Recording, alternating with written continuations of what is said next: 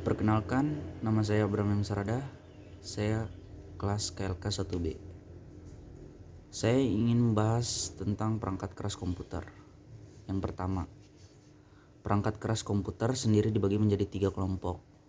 Yang pertama, perangkat keras masukan atau yang biasa disebut input. Yang kedua, perangkat keras pemrosesan atau yang disebut proses.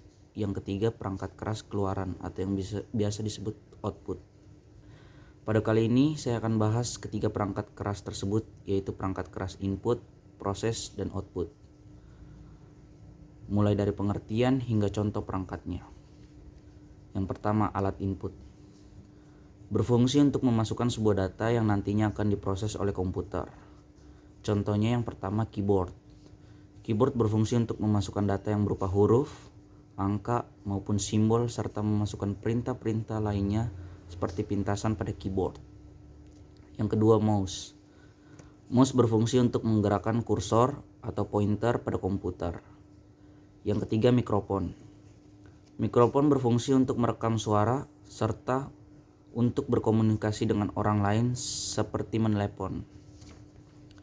B. Alat proses. Proses berfungsi untuk mengolah data yang dimasukkan oleh alat input untuk menampilkan informasi yang akan dikeluarkan. Alat proses terdiri dari 2 jenis. Yang pertama, alat penyimpanan. Alat penyimpanan berfungsi untuk menyimpan data ke dalam sebuah memori. Contoh alat penyimpanan, HDD.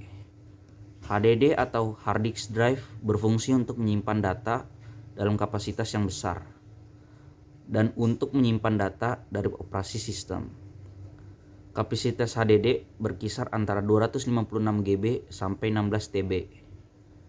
HDD ini ada yang media penyimpanannya baik secara internal maupun eksternal. Yang kedua, SSD. Fungsinya sama seperti HDD dan juga mempunyai kapasitas yang besar. Sama seperti HDD, SSD juga ada yang media penyimpanannya baik secara eksternal maupun internal. Yang ketiga, flash disk.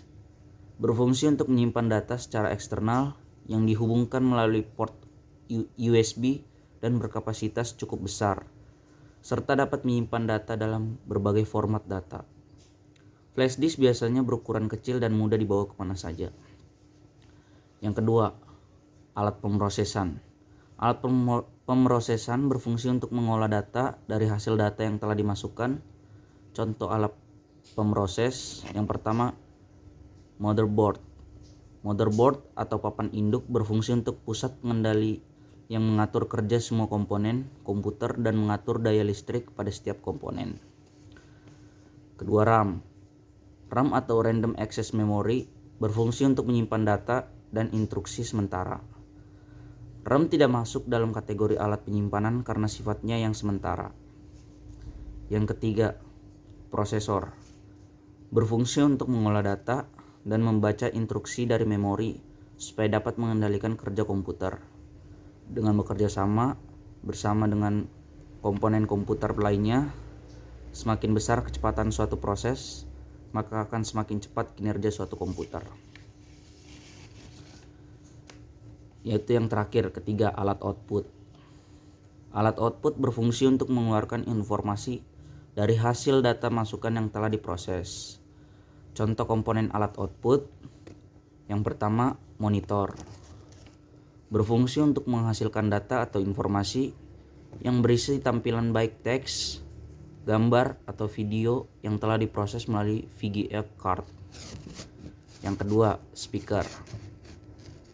Berfungsi untuk mengeluarkan suara yang telah diproses melalui sound card. Yang ketiga, proyektor. Berfungsi untuk menampilkan teks, gambar, atau video melalui sebuah bayangan. Proyektor biasanya digunakan untuk presentasi dan lain-lainnya. Yang keempat, printer. Printer berfungsi untuk mencetak suatu dokumen ke media kertas baik berisi sebuah teks atau gambar.